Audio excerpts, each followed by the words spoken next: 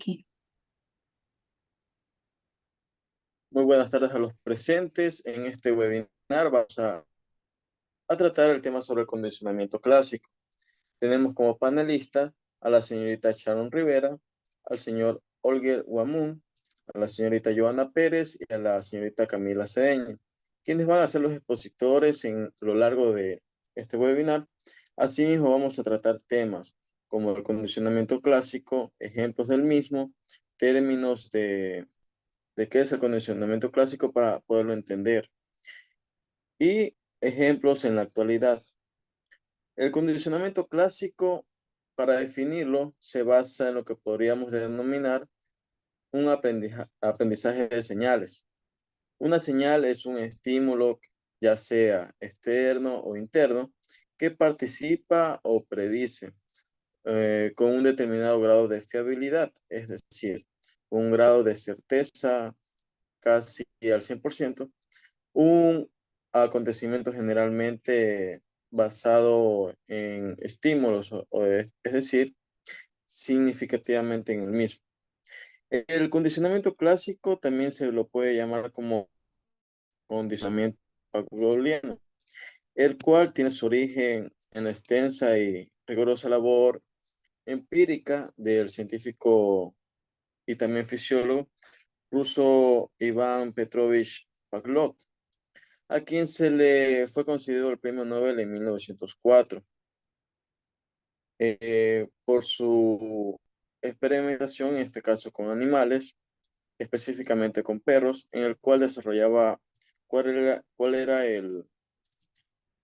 el estímulo condicionado al perro cuando se le presentaba un plato de comida, el cual van a presentarlo a los compañeros más adelante.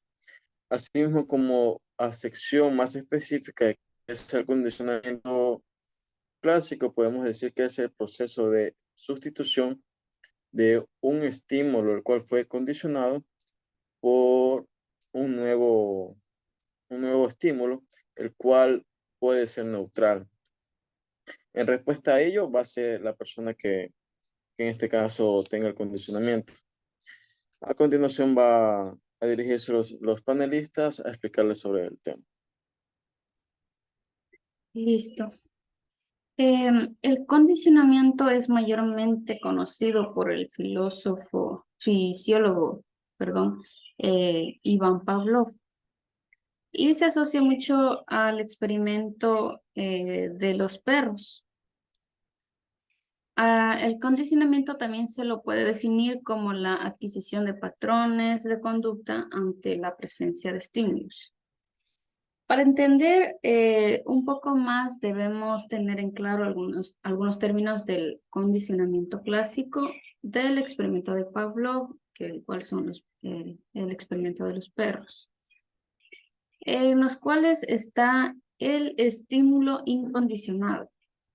Se refiere a cualquier estímulo que desde su primera presentación a un organismo, eh, por ejemplo, en este caso al perro, provoca una respuesta. El siguiente es la respuesta incondicionada. Es la respuesta que produce el estímulo incondicionado, que basta que éste se presente para que eso ocurra. El siguiente es el estímulo condicionado.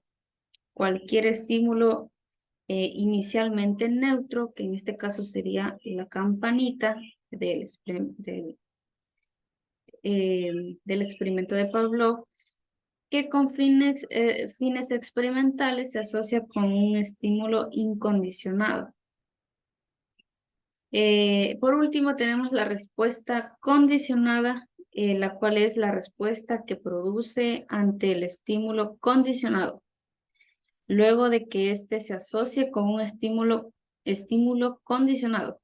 Esto puede parecer un poco confuso, un trabalenguas, pero hay que tener en claro los términos.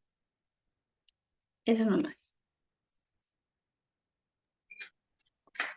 Latencia de la respuesta condicionada.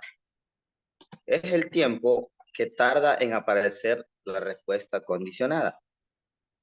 Desde la presentación del estímulo condicionado, es decir, Es el tiempo que hay entre la presentación del estímulo y la observación de la respuesta. Magnitud de la respuesta condicionada. Estrictamente hablando, la magnitud es la suma de las respuestas, condicionadas e individuales, que hayan ocurrido en una sesión experimental determinada, dividido entre el número de ensayos de que ya ha constado la sesión de referencia, extinción experimental. Se refiere el procedimiento de presentar luego del conocimiento excitatorio. Solo al estímulo condicionado, conforme se repita esta operación, se va debilitando la probabilidad de que ante él se presente la respuesta condicionada, y al dejar de ocurrir, ella se dice que se ha extinguido. Recuperación espontánea. Si después de haberse extinguido experimentalmente una respuesta condicionada, se vuelve a someter al organismo a una sesión de nueva extinción, con presentaciones aisladas del estímulo condicionado. Al principio de la sesión vuelve a ocurrir la respuesta condicionada. Pareciera espontáneamente se recuperara, para debilitarse nuevamente y desaparecer como la sección anterior.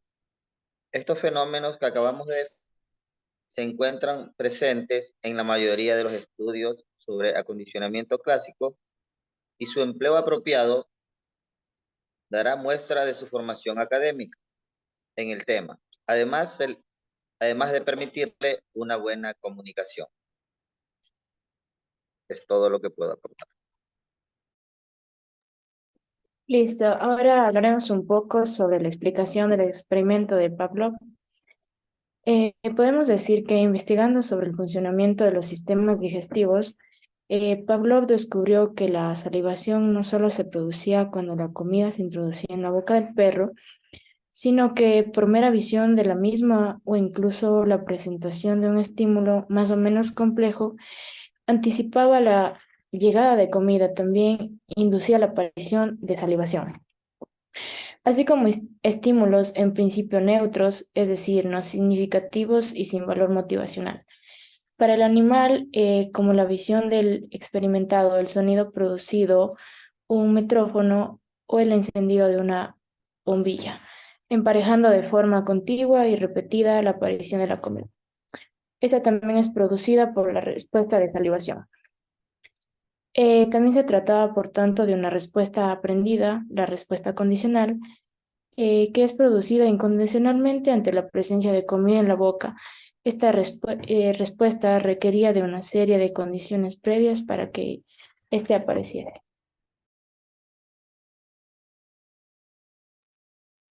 Bien, les voy a hablar sobre el ejemplo de condicionamiento clásico en la actualidad, lo que son ejemplos y aplicaciones.